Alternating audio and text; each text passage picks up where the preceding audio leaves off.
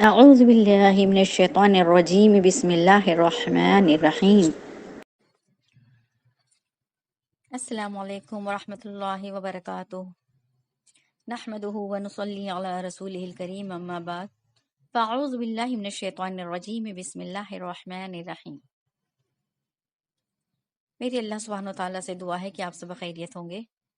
آج میں آپ سب کی خدمت میں آپ صلی اللہ علیہ وسلم کس طرح سجدہ کیا کرتے تھے اور سجدے میں کن چیزوں سے منع فرمائے،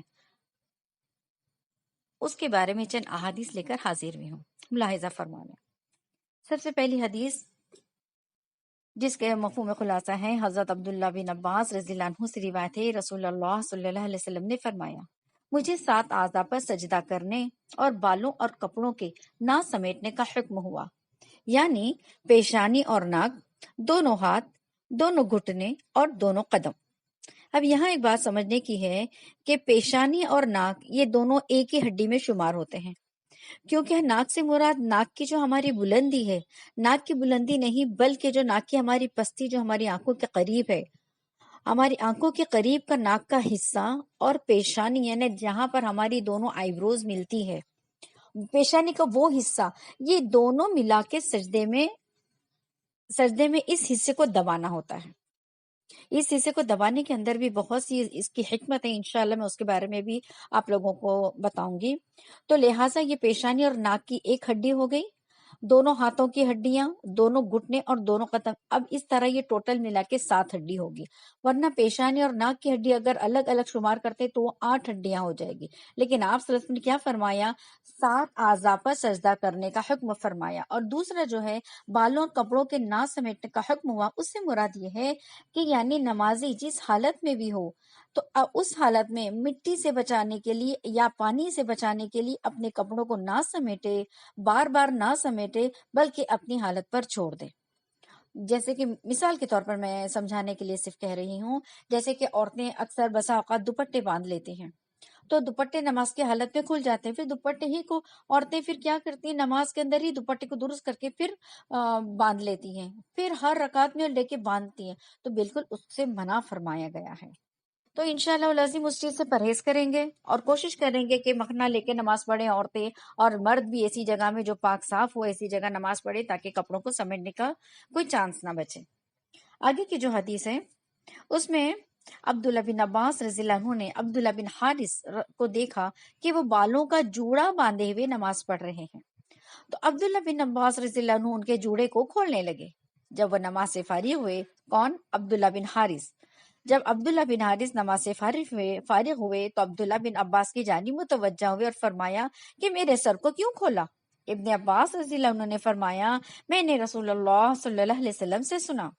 آپ فرما رہے تھے جو شخص کے بالوں کا جوڑا باندھ کر نماز پڑھے اس کی مثال ایسی ہے جیسا کہ کوئی شخص سطر کھول کر نماز پڑھے۔ سطر کو چھپانے کا حکم ہے نماز میں، ہے نا، لیکن یہاں پر کیا فرمایا اللہ کے نبی نے، وہ ایسا ہے، وہ جوڑا باندھ کے نماز پڑھنے والا، یہ مرد کی بات ہو رہی ہے، عورتوں کی نماز جوڑے میں ہو جاتی ہے، لیکن عورتوں کی نماز جوڑے کے اندر ہونے کی بھی شرط ہے کہ وہ اس کا جوڑا جو ان کی گردن کی طرف لٹکا ہوا ہو، ایسا اونٹ کی کوہان کی طرح سر کے اوپر یا سر کے پچھلے حصے پہ جو اس کے سر کی لمبائی کو ایک دم اونچائی یا سر کو بلندی ظاہر کر دے، ایسا جوڑا عورتوں کے لیے بھی مناسب نہیں ہے، مردوں کے لیے تو بالکل بھی قطعی منع فرما دیا۔ کیا فرمایا، اس کی وعید کیا ہے کہ ایسا شخص جو کوئی نماز جوڑا باندھ کر نماز پڑھے اس کی مثال ایسی جیسا کہ کوئی شخص سطر کھول کر نماز پڑھے۔ آگے کی حدیث نبی حضرت انس رضی اللہ عنہ سے روایت ہے، رسول اللہ صلی اللہ علیہ وسلم نے فرمایا، سجدے میں اعتدال رکھو اور کوئی تم میں سے اپنے بازوؤں کو کتے کی طرح نہ بچھائے بلکہ کھڑا رکھے۔ اب کتے سے کی طرح نہ بچھائے سے کیا مراد ہے، یعنی کوہنیاں زمین میں نہ لگائے اور نہ ہی کوہنیوں کو پسلیوں سے ملائے، بلکہ کوہنیوں کو زمین سے بھی الگ رکھے اور پسلیوں سے بھی الگ رکھے، جیسا کہ کتا بیٹھتا ہے، بلکہ کتا بیٹھتا ہے تو اپنے دونوں بازوؤں کو زمین پر ڈال کے بیٹھتا ہے، اس کی سولین زمین پہ لگی ہوئی ہوتی ہے، تو بالکل اس طریقے سے بیٹھنے کے لیے منع فرمایا ہے، بل فرمایا کہ اس طرح نہ بیٹھے جیسے کتا بیٹھتا ہے، بلکہ زمین سے اٹھی رہیں اور دونوں باہوں کو کشادہ رکھے۔ یہ ہمیں طریقہ بتایا جا رہا ہے نماز کے اندر۔ آگے کی حدیث میں کہ میمونہ رضی اللہ عنہ سے روایت ہے رسول اللہ صلی اللہ علیہ وسلم جب سجدہ فرماتے تو اگر بکری کا بچہ آپ کے نیچے سے نکلنا چاہتا تو نکل جاتا۔ سبحان اللہ، دیکھو اس سے سمجھ میں آ رہا کہ کتنا اونچا سجدہ ہونا چاہیے۔ آگے کی حدیث، ربیعہ بن کعب اسلمی رضی اللہ عنہ بیان فرماتے ہیں کہ میں رات کو رسول اللہ صلی اللہ علیہ وسلم کے پاس رہا کرتا تھا اور آپ کے پاس وضو اور حاجت کے لیے پانی لاتا۔ ایک مرتبہ آپ نے مجھ سے فرمایا، مانگ، کیا مانگتا ہے؟ میں نے عرض کیا کہ میں جنت میں آپ کی رفاقت چاہتا ہوں، یعنی میں آپ کی پڑوس چاہتا ہوں یا آپ کے ساتھ رہنا چاہتا ہوں، آپ کا رفیق بننا چاہتا ہوں۔ آپ نے فرمایا اس کے علاوہ اور کچھ؟ میں نے کہا بس یہی۔ آپ نے فرمایا تو پھر سجدے زائد کر کے میری مدد کر۔ دیکھو یہاں پر آپ صلی اللہ علیہ وسلم نے کوئی بڑے بڑے وظیفے نہیں دیے، ہے نا؟ ایسا نہیں کہا کہ تو 1000 مرتبہ یہ پڑھو، 1000 مرتبہ استغفار پڑھو، 1000 مرتبہ لا الہ پڑھو، بلکہ کیا فرمایا؟ اللہ ہی کی طرف رجوع کروایا۔ اور یہاں پر ایک بات بھی سمجھنے کی ہے کہ اسے سمجھ میں آتی ہے بات کہ ہم صرف چاہنے سے بغیر کسی عمل کے یہ کام کر نہیں سکتے ہیں۔ یہاں پر اللہ کے نبی نے فرمایا کہ سجدوں کی کثرت کا حکم دیا، یعنی اتنے سجدے کر لو کہ کل میں اللہ کے سامنے تمہاری سفارش کر سکوں۔ یہاں پر یہ جتنی بھی میں نے احادیث مبارکہ پڑھی یہ سب کے سب مسلم کی روایتیں ہیں۔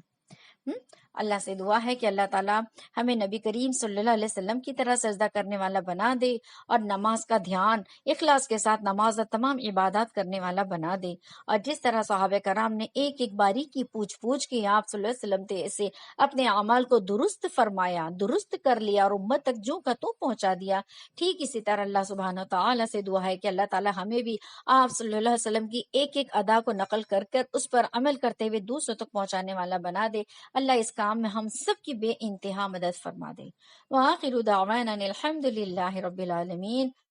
السلام علیکم ورحمۃ اللہ وبرکاتہ۔